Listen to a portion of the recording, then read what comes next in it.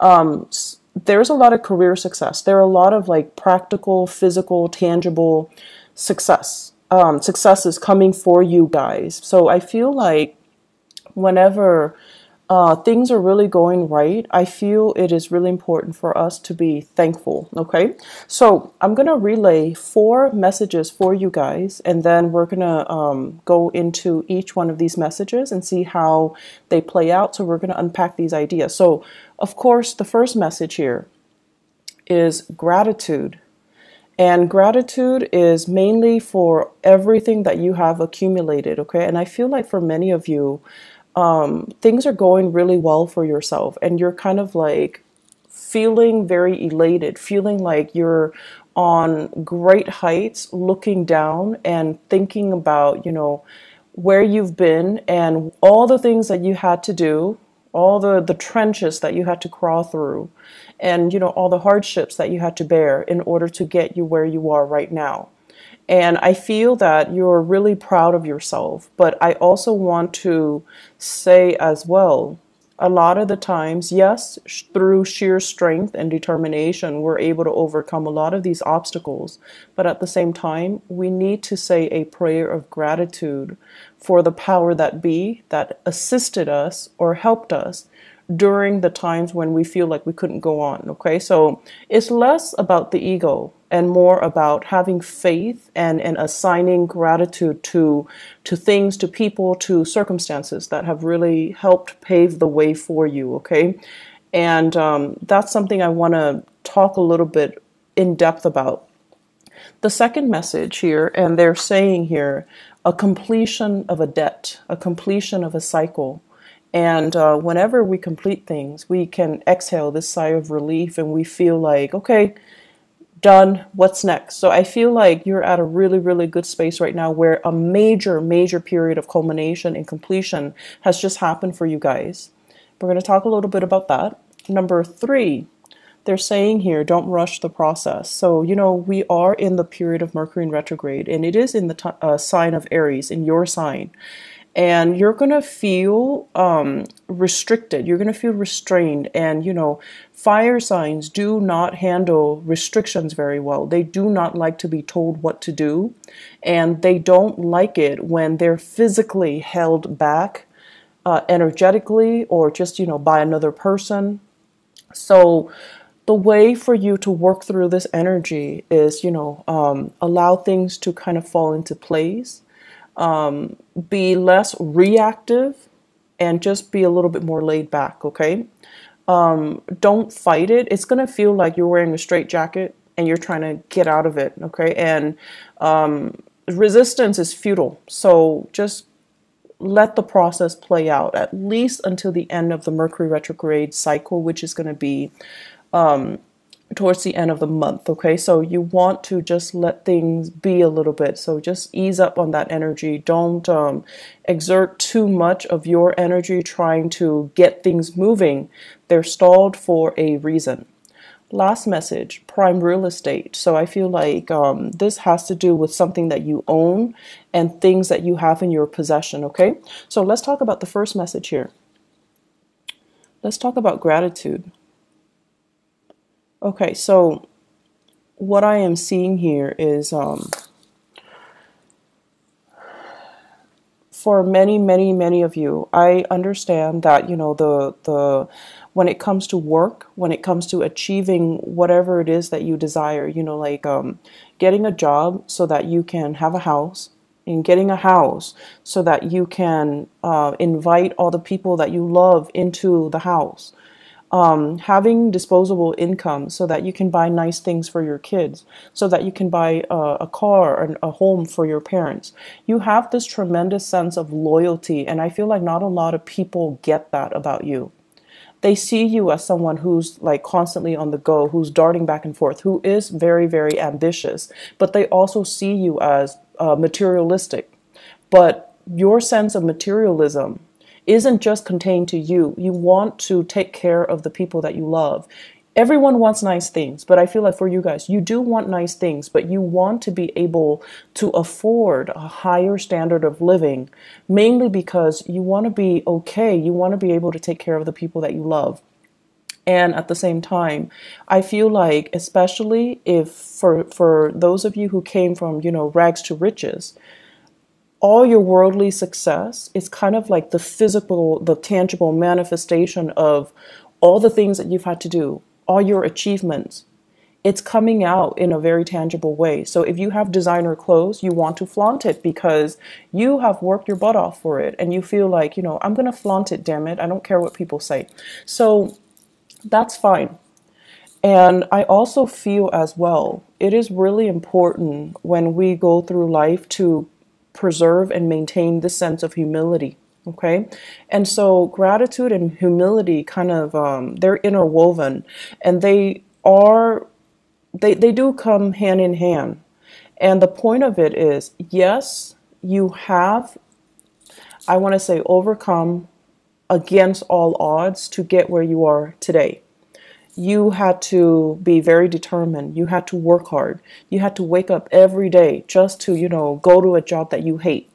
And then through over time, working at that job, gaining more job experience, gaining more, experience in your line of work, you're able to get into a higher paying job, et cetera, et cetera. So that's just the natural progression. And I feel like some of you are kind of lost in the process. And you start to think that, like, I got here based on my pure hard work and my sheer determination. No one helped me to get where I am. No one guided me. I didn't have a mentor growing up. Some of you even, my parents never went to college. They never guided me through that process. So there is this sense of resentment that the environment was not supportive, resentment that you didn't have the guidance and the mentorship, and the things were not handed to you on a silver platter. And the thing that I want to remind you is that whatever you believe in, whatever power that be, that you believe in, I feel like life or the universe will never give us what we can't handle. And so if you're comparing yourself to, somebody else who is very privileged, who had educated parents, who had mentorship, who had money, who had everything handed to them on a silver platter, and they're in the same position as you. And then if you're comparing that to you, who had it rough, who had to make your own way, who had to work extra hard, who had to even learn a new language, who had to, combat family instability, financial instability to get where you are right now. And you're comparing your life to this other person. You both are in the same place, but the other person had everything handed to them. And you had to fight for everything that was given to you. And you kind of look at the other person with resentment, right? You're just like, they're so clueless and blah, blah, blah. And so let's just take a moment to also appreciate the fact that you got where you were, or you got where you are today, mainly because you needed to learn those lessons earlier. You needed to learn how to fight. You needed to learn how to, be determined. You needed to learn how to fend for yourself. And the other person, they're living a different life. They needed to learn different skill sets. So comparing the two, it's like apples to oranges. It's not applicable. So we all are here to kind of go through our individual life lessons and our individual experiences. And so we really can't compare our achievements with another person, nor should we compare our achievements with another person. Doing so can trigger a lot of resentment, a lot of feelings of injustices, and it is also very, very, very divisive when we're trying to cultivate, a harmonious working environment, when we're trying to cultivate a sense of compassion and understanding for ourselves and other people, when we're trying to cultivate a sense of community. So on the flip side of that, let's also talk about, we are a product of our environment. And I also feel as well, we can't get where we need to go unless we have to go through these lessons, but also we have learned from other people along the way. So in that case, in that situation, It's the people that shape you who you are, for good or for bad, but they also have helped you along the way. So I feel like it would be really, really self-centered to say that I got where I got today through my sheer determination and hard work. Nobody helped me, and that's all it is, and that's not true. So think back and give that gratitude, give that thanks to the people that helped you. I'm sure they are out there. Give thanks to maybe even your mom and dad who was babysitting the kids so that you can, finish up your schoolwork, so that you can, work an extra or a few hours later, like work overtime. And the people that are willing to, support you, read your term papers, make correction, proofread, teachers that inspire you. There are plenty of people that were there to really egg you on. Okay. And I also feel for some of you, give that gratitude to yourself for, I feel many of you have made, let's just say in your 20s and 30s, decisions that you should have known better. And this is not to shame anybody, but I feel like you learn lessons the hard way, and you knew that, oh, I shouldn't make that, choice. It's not good for me. But you did it anyways. You had to learn the hard way, and you had to learn it a specific way. And so other people might have coasted through, the 20s and the 30s. They didn't really get themselves bogged down with these problems, but you did. So it took you longer to get where you need to be in relation to the other person. So everything that happens for a reason. And everything, we need to really understand, like we're all parts of a whole. And through sheer strength and determination, you got where you got today, but it's still a byproduct of everything that everybody that helped you along the way, circumstances that needed to fall into place in the specific order in order for things to propel for you. Okay. So think of it as like the invisible hand, the divine, guidance, whatever it is. Give that prayer of gratitude. Take a moment to really think about all the people that really contributed to who you are right now, and you need to give that thanks. Okay. Doing so is going to help you kind of re-embed yourself in this social fabric. It's going to help you feel a little bit less tension and a little bit more at ease with the people around you. Okay. And it's going to also strengthen that emotional bond between you and other people. Okay. Second message here, completing a debt. So a cycle of completion. I'm feeling for many of you, you might have paid off your mortgage. I feel like this is something big. You might have paid off a major mortgage, so you're no longer owing money on a home. Major car payments, you're paying that off. Car payment, student loans for some of you, as well as home repair loans. So for those of you who are, who had to take out a loan because of home repairs, and you're also kind of resentful, like, oh, mom and dad didn't have the money to help me, and I had to do it on my own, and now it's paid off. I'm so proud of myself, and you should be proud of yourself. And I'm feeling as well, credit card. For those of you who were struggling in your 20s and your 30s with financial obligations and, running up your credit or ruining your credit, you're paying that off. You're getting things repaired. You're getting your life back on track on the financial front. I'm also feeling as well freeing up revenue. So I feel like many of you, I'm seeing as well some fathers paying off like child support.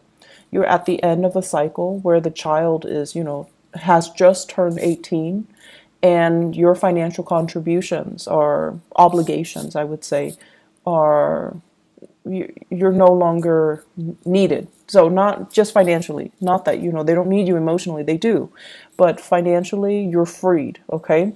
And then for others, even like, couples or women, the kids have flown the nest and now you're free. So there is a freeing up of a revenue stream since you're no longer needing to pay all these loans or to take care of the child or to pay child support or whatever it is. The money is freed up. Definitely, don't look at it as, oh, yay, I have this new revenue stream. I'm going to go buy things. I'm just going to buy a new car. I'm just going to, don't do that. So spending freeze is in store, okay? And you want to start investing. You need to put that money away somehow to invest. It's freeing up because there is a reason for it. So don't go wild. Don't spend all your money all at once, okay? Free up that revenue stream. Invest in something. And I feel like if you do your research, there is going to be a major financial win for you when it comes to investment opportunities, okay? So if you are people that are in that category where something is freeing up, definitely invest in something. I feel like you're going to be pleasantly surprised, especially come the September timeframe, okay? I do see major financial gains here, so it's really, really important. They are also saying as well with the prime real estate message, some of you are sitting on prime real estate, like you finish paying off a home. The home is accumulating in value very, very, very, very quickly. So you own a piece of prime real estate. If you have that extra revenue stream, you definitely should invest in real estate. You definitely should look into, investment opportunities, buying houses, and even putting that house up for rent and then moving to a different location and buying a property or even renting a property because your house, the prime real estate, it's so high that whatever residual income revenue you get from renting it is going to pay for the other house. So I feel like you are in a really good position here to kind of, what is that word, like rearrange your living arrangement so that you can benefit from this prime real estate idea concept, okay? I'm also sensing as well, they keep pointing downwards like land, like land investment, thinking about even investing overseas, buying property overseas for those who have the money, who travels a lot, or who are, in retirement age, and you're thinking about settling elsewhere. I do see a lot of people thinking about the Southeast Asian area. I'm also seeing like let me see, Southeast Asia. I'm also seeing as well like the northwestern corner of the United States as well as Canada. So like real estate in those areas. If you do want to look into that, I feel like it's a good time for you to kind of make these investments, okay? So let me backtrack a little bit here with that message here, completing that debt. Save up the money, save up whatever you can, okay? And definitely, like gratitude and humility. Humility is teaching you, to live a more humble life. So that means curbing your spending a little bit, entertaining people at home and not living your life through social media. Okay, so that basically means, don't have that flashy lifestyle. I don't think there's anything wrong with it, but I feel that if you have any type of inkling that this is empty, this is no longer fun, this is no longer what I want to do, then curb down on that social media presence and reinvest the money rather than, wasting or spending exorbitant amount of money to maintain that lifestyle, to maintain the designer clothes and the fast cars, okay? So I feel that ultimately it's going to leave you very empty and it's going to leave you financially drained. So what's the point, right? Reinvest that money elsewhere. You're in a really good position right now to think about, how you can live with a lot more gratitude and a lot more humility, okay? I'm going to jump now. Prime real estate, going back to that message again. I feel as if many of you are thinking about as well, like retirement for parents. So you might have finished taking care of the kids, and now you're thinking about, how are my folks doing? Are they happy? Do I need to buy them property? Do I need to do anything for them? And you're going to want to do something big for them. But I would urge you, before you do that, have a talk with them, because they might not want you to. They might have, different ideas in mind. They might not want to settle down in one place. Like if you're thinking about buying them a car or a house, they're just like, no, honey, we want to travel the world. We want to be somewhere else. So you want to have these conversations first before you jump the gun. I feel like some of you are planning a big surprise, but you need to have the conversation first, okay?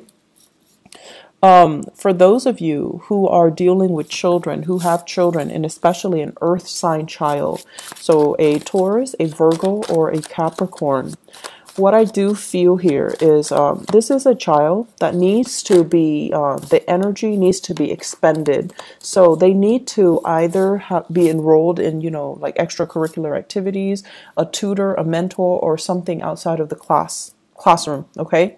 So it's almost like they're not getting enough stimulation, and they're not getting enough their curiosity is not satiated in the classroom. They're going to need more. And I especially feel like extracurricular activities. And I do feel as well, if you have children who are like in high school and they're thinking about studying abroad, like going to study abroad, definitely encourage them, because I feel like that's going to be a really good opportunity for them to really expand their mind and their consciousness, and also to have that, to make them a lot more competitive when they join the university or when they are in the labor force. I feel like there's a child here that wants to go somewhere else. So it could be like, they're in the West Coast and they're in high school, and there's a debate, or there's like a summer program in Washington D.C., in New York. They want to get involved. Definitely encourage them to go. Okay, encourage them to do it. Encourage them to just explore outside of their territory. And I also feel like they could be middle school age, going over, like going further away for a competition. So there is a little bit of money that needs to be accounted for when, if you have in particular an earth sign child, so Taurus, Virgo, or Capricorn. So the last message that I have here for you guys is they're mentioning don't rush the process. Okay. And this is in regards to your work and your relationship. So let me talk about the relationship first. Many of you, once again, I'm getting that clock. It's that ticking clock. And you could be male or female. It doesn't really matter. But I feel like a lot of you, you're very results oriented. You rush through the process so that you can have the result that you want. Okay. And you're very fast and speedy, and you want what you want, and you just kind of beeline for it. And what I'm seeing here is wanting to a relationship to form, wanting certainty, wanting that definitive answer from a relationship partner. And they're saying don't rush the process. You need to know this person a little bit more. You need to take time to kind of understand this person and see how they operate under pressure before you should commit to them. And a lot of the times, when things are great, the relationship is great, right? And then something happens, something traumatic happens, and then you find out that your partner is not who you thought they were, because you have never seen them under pressure. You have never seen them kind of slink away and be the person that you didn't think, that be the person that couldn't handle the pressure, or buckled under the pressure, or exhibited very unadmirable traits under pressure. So there is something here about your relationship. The partner is going to experience a lot of pressure for this month, and it is up to you to kind of calmly, from the sidelines, observe how they handle difficulties. Observe if they're losing their cool, and observe whether or not, they are still right for you, whether or not the pressure has gotten to them, or they're able to overcome it. So I feel like it's an observation that needs to happen here. And so slow down a little bit and don't rush this process, okay? I'm feeling as well, let me see here.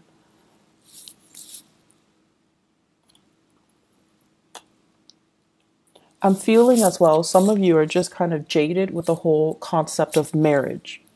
So kind of like, oh, it's overrated, or and I feel some of you, it, it's sort of like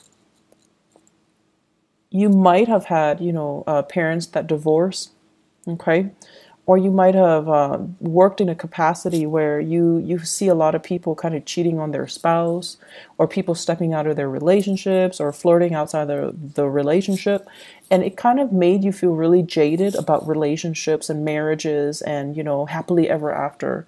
Like, yes, those are nice concepts, but you feel like they don't really exist. So some of you are feeling a little bit jaded, and you're kind of out there having a good time, having fun. But I know deep down you still believe in that happily ever after. And I mentioned this before, you're a lot softer and you're a lot more of a romantic than you would let on. You don't want people to see you as this, warm, fuzzy, romantic, sensitive type. But deep down, you do believe in these things. And if you believe in these things, there's no shame in it. You know, don't talk tough if you don't believe the talk. So it's really, really important for you to just, remind yourself that there are good people out there. It's just the people that you might have dealt with in the past were not the right people. It doesn't mean they're bad people. They just weren't right for you. And so coming to terms with the fact that there are good people out there, there are, it still takes a lot to make a relationship work. And, that person might not have been a bad person. They just weren't the right one for you. So release the resentment as well. They're not a bad person. They're just not right for me. I try to force them into something that they weren't, and I saw them as something that they are not. So, try to release that, okay? And then release the blame that you place on yourself too. How could I have fallen for that all these years? Release that energy. Let it go. So the relationship here, just don't rush the process. Ease up a little bit. Let things organically and naturally kind of play itself out. Okay? You're going to be a lot more in the process of easing up. I feel like you're going to feel a little bit of like that weight lifted off your shoulders. You're going to feel like I was going through life charging ahead all the time. You're tired and you want somebody to help you pick up the slack. You want somebody to kind of like be in it with you, be that, relationship partner with you where things can be fair, where you don't have to fight so hard, where you don't have to be the one to plan everything and get things going. Like you're tired of it. And so ease up a little bit. The energy that you kind of give yourself, the energy that you kind of embody is going to be the energy that you attract. Okay, so ease up a little bit, let things, organically play themselves out. Don't control and don't rush. Okay, Mercury in retrograde, not a good time to rush, anyways. And this Mercury in retrograde, I feel like it's really important for you to kind of get to the fundamental truth, which is that as much as you believe that, I did this, I achieved this of my own volition, of my own sheer, determination. I don't think that's the truth. And I feel like it's really important for us to look at all the people, all the situations, all the circumstances that helped us get to where we are, okay? And give gratitude to that. I'm feeling in the work environment right now, there's a situation here where you're feeling a little bit like work is going great financially. You're in a really good prime position to, earn a lot of money, to continue in your work. But I feel like you're looking for something else. And I'm also sensing as well, like you're telling yourself, I'm not happy here. But it's not because you're not happy there. It's because you feel like you're not really growing anymore. So it's really important to call it for what it is, by its name, rather than say, I'm not happy here. You can ask yourself, I'm not being challenged here. I think that's the better sentence. I'm not being challenged here. I'm not learning anything new. So what can I do so that I can be challenged? What can I do so that I can learn something new? There's some transition happening in your career, and I feel that it's going to be very good for you. And I especially feel as well it's going to be delayed. So you might not want to hear that. But I keep seeing the month of September being a really good opportunity for things to shift in your career sector. Okay. New jobs, new clients, new revenue stream, new ideas. But I do see a big shift. And it's going to be happening towards the end of the year. Okay.